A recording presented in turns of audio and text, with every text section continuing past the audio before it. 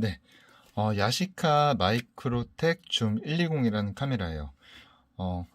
이 카메라는 당시에 이제 마이크로텍 줌, 일본에서는 린, 그 다음에 미국에서는 뭐 엘리트 줌인가 그랬을 거예요. 그 시리즈가 다 동일한, 이름만 좀 틀리고 다 동일한 시리즈인데, 뭐 70, 90, 120 있는데 120이 가장 최상급 기종이고 가장 스펙이 좋은 카메라였어요. 그러니까 야시카 줌 렌즈 카메라 중에서는 가장 고급 기종이라 보시면 돼요. 그래서 정성 들여서 참 잘 만들어진 그런 카메라고요. 보시면 일단은 배터리를 먼저 넣어볼게요. 배터리는 하단에 배터리 커버를 이렇게 열어주시면은 되고요. CR2 배터리 두 개가 들어가요. 예. 이렇게 이쪽이 플러스, 이쪽이 마이너스예요. 마이너스가 위로 가게. 뭐 여기에도 잘 표시가 되어 있습니다. 네, 이렇게 해서 넣어주시면 돼요. 새 배터리 넣어서 보내드릴 거예요. 이렇게 닫아주실 때는 그냥 이렇게 눌러서 닫아주시면 되고요. 그 다음에 필름을 바로 넣어볼게요. 필름실 스위치를 여기 이렇게 내려주시면 되고요. 내려주시면 이렇게 잘 열립니다.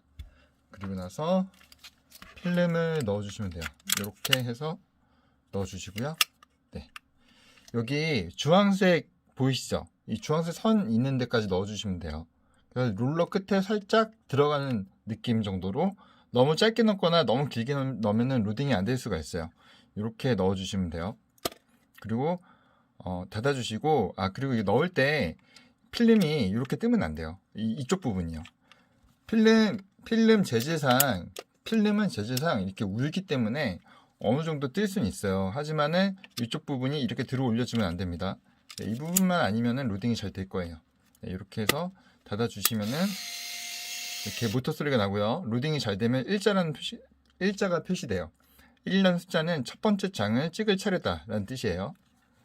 네, 자동 카메라는 굉장히 간단해요. 그냥 전원 켜시고 셔터만 눌러주시면 돼요. 이렇게 셔터 눌러주면 되는데, 이 카메라는 이렇게 너무 가까울 때는 셔터가 잠금이 돼요. 보시면은 원래 셔터를 눌렀을 때 이렇게 촬영이 돼야 되는데, 너무 가까울 땐 셔터가 잠금이 됩니다. 초점이 맞지 않을 땐 촬영이 안 돼요. 이 카메라는 최소 초점 거리가 0.6m, 그리고 위에서부터 설명드릴게요. 이 매크로 근접 촬영 모드에서는 0.3m예요. 40cm, 그리고 일반적인 최소 초점 거리는 60cm, 매크로 모드에서는 40cm 정도의 피사체를 촬영하실 수가 있어요. 보시면은 오토 모드, 지금 여기서는 지금 셔터가 눌리지 않아요. 너무 가까워가지고 셔터를 눌렀을 때 깜빡깜빡거리죠. 얘가 깜빡거리지 않고 그냥 점등이 된 상태로 있으면은 반셔터 눌렀을 때 깜빡거리지 않고 그냥 점등이 된 상태로 있으면 초점이 잘 맞은 거예요. 그때 셔터를 눌러주시면 찍히고요. 빨간색 불이 들어왔을 때는 플래시가 충전이 완료됐고 셔터를 누르면 플래시가 터진다는 뜻이에요. 네. 그래서 이거는 이쪽 빨간 불은 지금 플래시 관련한 불빛이고요. 플래시가 충전이 완료된 빨간 불이 뜨는 거고요. 그 다음에 초록색 불은 포커스가 맞았으면은 점등되어 있고 거렸을 때는 초점이 안 맞았으니까 셔터 눌러도 촬영이 되지 않습니다. 이런 부분만 봐도 좀 똑똑하게 잘 만들어진 카메라예요. 네, 그리고 이쪽 먼저 설명드릴게요. 이거는 일반 오토 모드일 때 플래시가 자동이에요. 어두운 데서는 플래시가 알아서 터지고 밝은 데서는 플래시가 터지지 않아요. 한 번 더 누르면은 이거 정목 감소, 플래시가 발광됐을 때, 그러니까 인물 촬영할 때 주로 쓰는데, 어두운 곳에서 플래시를 터뜨려서 인물 촬영을 하면은 인물의 눈이 빨갛게 나오는 경우가 있어요. 그래서 정목 감소 이 기능을 사용하면은 플래시 터뜨려서 인물 촬영할 때 인물의 눈이 빨갛게 나오지 않게 하는 그런 기능이고요. 그다음에 한 번 더 누르면은 플래시 발광 금지. 네, 플래시 발광 금지. 플래시 같은 경우는 발광 금지는 뭐라고 해야 되나? 그러니까 흔들리지만, 그러니까 이 카메라는 일반적으로 어둡거나 흔들리게 나올 것 같으면 자동으로 발광을 해요. 근데 이제 사용자가 내가 봤을 때는 약간 어둡긴 한데 내가 잘 잡고 흔들리지 않게 찍으면 더 느낌 있는 사진을 뽑을 수 있을 것 같아. 그럴 때는 플래시 발광 금지로도 많이 사용을 하겠죠. 근데 필름 카메라가 처음이시라면은 처음에는 그냥 무조건 오토 모드로 한번 한 룰 정도로 찍어 보세요. 그리고 난 다음에 플래시, 그러니까 발광 금지 이런 것들을 활용하시는 게 더 좋을 것 같아요. 그러니까 어떤 카메라들은 무조건 플래시가 제어를 할 수 없는 카메라들도 있어요. 근데 그런 카메라로 찍어도 느낌 꽤 괜찮아요. 그렇기 때문에 처음이시면 일반 오토 모드로만 찍는 것도 나쁘지 않다고 말씀드리고요. 한 번 더 누르면은 요거는 이제 플래시 강제 발광. 역광 같은 데서는 플래시가 터지지 않겠지만은 뭐 강제 발광을 역광시 이럴 때 사용할 수가 있겠죠. 그리고 한 번 더 누르면은 다시 오토 모드. 알아서 밝을 때는 안 터지고 어두우면 터지는 그런 오토 모드고요. 그리고 이쪽 버튼은 셀프 타이머. 이 상태에서 셔터 버튼을 누르면은 10초 후에 촬영이 돼요. 지금 활성화를 시켰고요.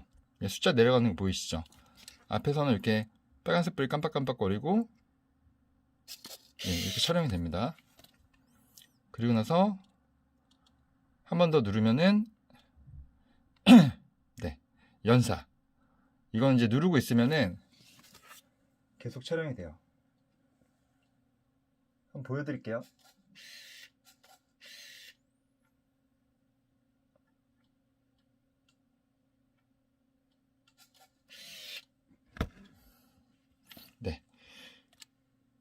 여기서는 너무 협소해서 지금 이 셔터가 눌러지고 필름이 감기는 걸 보여드리기가 어려운데요.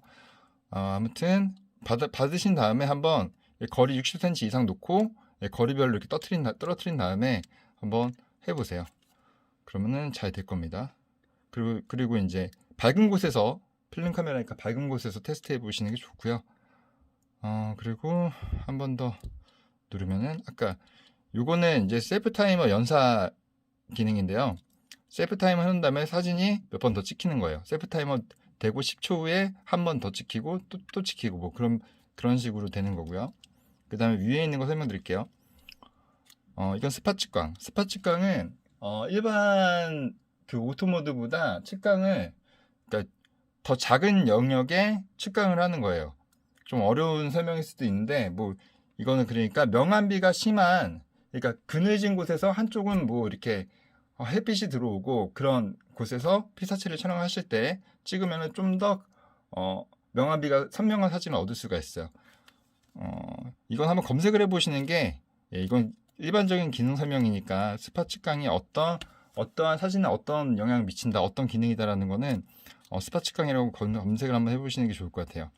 근데 일반적으로 오토 모드로 찍으시면 되고 이거는 그냥 명암비가 심한 사진을 찍을 때 그런 피사체를 찍을 때 사용하시면 되고 역광에서도 스팟 측광을 많이 사용합니다. 그리고 이거는 야간 인물 촬영.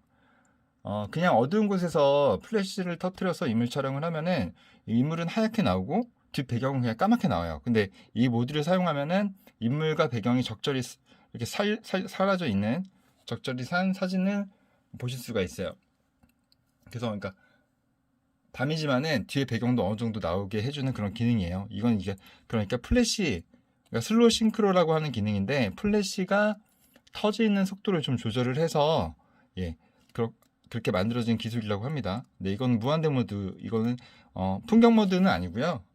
일반적인 그냥 풍경을 찍으실 때도 그냥 오토 모드나 뭐 스팟 측광 이런 모드를 사용하시면 되는데 이 산 모양은 유리창 밖에 멀리 떨어져 있는 피사체를 찍을 때, 그러니까 쉽게 말하면은 유리창 밖에 있는 풍경을 찍을 때 사용하시면 돼요. 그냥 일반적인 오토 모드나 스팟 측광 모드에서 AF를 카메라가 잡을 때, 포커스를 잡을 때 유리창에 초점이 맞아버릴 수가 있어요. 근데 이 무한대 모드는 초점 거리를 한 5m 이상 떨어지게 고정을 그냥 해놓은 거예요. 프로그래밍을 해놓은 거예요. 그렇기 때문에 유리창에 초점이 당연히 안 맞겠죠. 유리창 가까이에서 밖에 있는 풍경을 촬영을 하실 때는 요 모드를 사용하시면 되고요. 요거는 인물을 촬영할 때 쓰시면 돼요. 그러니까 알아서 준비되는 기능인데 한 두 가지의 거리에 따라서 1m, 한 1.5m에서 8m 사이에 있는 피사체를 찍으실 때 반셔터를 이렇게 한 1m에서 3m 있는 피사체에 한번 이렇게 반셔터 눌러보시고 그 이상 한 5m 정도 있는 피사체를 겨냥하시고 반셔터 눌러보시면은 얘가 왔다 갔다 하는 거 보실 수가 있어요. 그러니까 이물 촬영할 때 미리 최적화된 프레임을 세팅을 해 놓은 건데 한번 해보시면 아는데 이 기능은 거의 쓰진 않습니다. 예, 이건 접사 모드고요. 접사 모드에서는 이렇게 줌이 돼요. 보시면 쭉 접사 모드로 가볼게요. 줌이 되고 이 상태에서는 40cm 정도의 피사체를 촬영하실 수가 있어요. 네, 기능은 다 설명드렸고요. 자주 사용하는 기능은 한 이 정도가 될 것 같아요. 무한대 모드도 이제 뭐 카페나 이런 데서 사용하기 유용하겠죠. 경치가 좋은 카페에서 유리창이 있고 유리창 밖에 있는 풍경을 찍고 싶을 때는 여기 모드를 사용하시면 되고요. 일반적으로 오토 모드 그리고 여기 플래시 제어 이 정도 가장 많이 사용할 것 같습니다. 네. 그리고 요거는 대감기 버튼이에요. 그러니까 일반적으로 이 카메라는 필름을 다 찍으면은 알아서 대감기가 돼요. 네. 그런데 중간에 그만 찍고 그냥 현상을 하고 싶어 그럴 때는 여기 버튼을 눌러주시면 돼요. 이 버튼을 눌러주시면은 대감기가 됩니다.